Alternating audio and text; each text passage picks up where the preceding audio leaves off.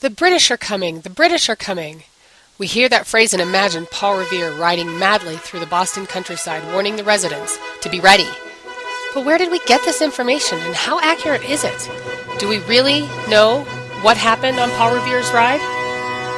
In 1860, Henry Wadsworth Longfellow immortalized Paul Revere with his famous words, "Listen, my children, and you shall hear of the midnight ride of Paul Revere on the 18th of April in 75. Hardly a man is now alive who remembers that famous day and year." However, Longfellow took many liberties with his poem, and the line between myth and fact has been blurred by this one piece of literature. Many still believe this is an accurate portrayal of the events of that night. So what really happened? It all started with this man, General Thomas Gage, and possibly his wife, rebel sympathizer Margaret Kemble. It is believed that she was responsible for leaking the vital information about the British Army's secret mission to a man named Dr. Joseph Warren.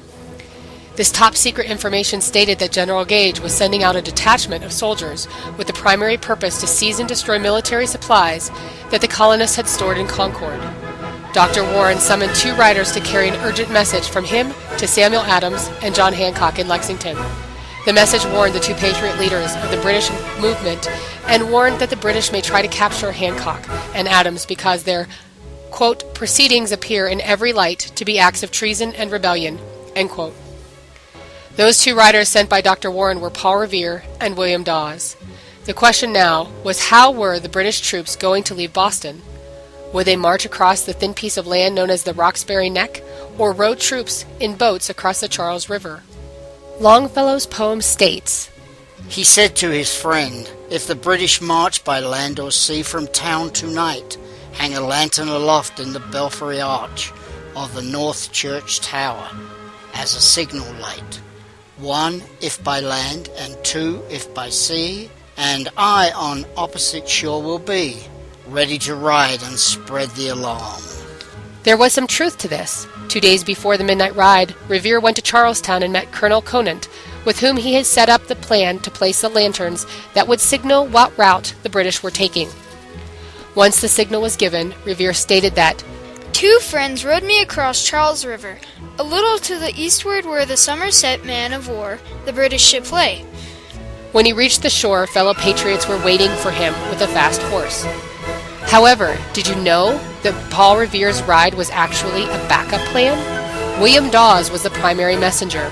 However, in case he was captured on his way to Lexington, Dr. Warren wanted a second rider.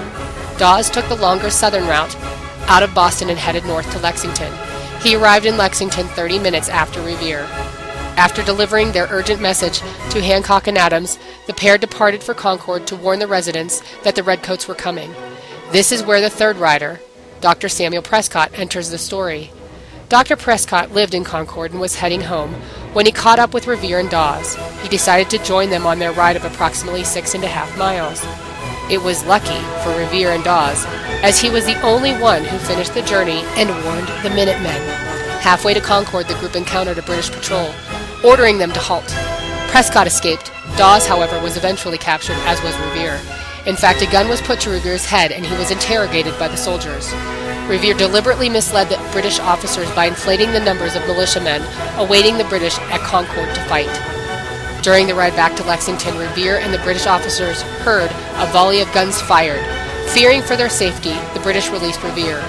He returned to help Hancock and Adams flee, but was forced back to Lexington in order to retrieve valuable and incriminating papers left behind by Hancock. As dawn broke, Revere departed from town, documents in hand. Shortly after, he heard shots fired. The Battle of Lexington had begun.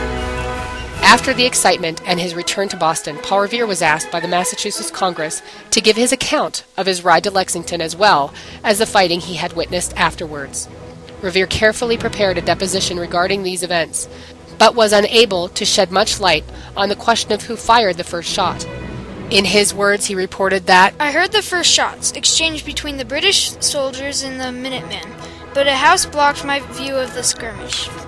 20 years later, a second accounting of these events was written in letter form at the request of Jeremy Belknap of the Massachusetts Historical Society. In it, Paul Revere again summarizes his activities on the 18th and 19th of April, 1775. Ironically, for a man who became so famous, he requested in the letter that it remain anonymous. He had signed his name, but then asked that it not be printed. He then signed, quote, "A Son of Liberty of the year 1775," end quote. With two first-hand accountings of what really happened on Paul Revere's ride, how did Longfellow get it wrong? Well, that is what is called poetic license. But now you know the real story. In the hour of darkness and peril and need, the people will waken and listen to hear the hurrying hoofbeats of that steed and the midnight message of Paul Revere.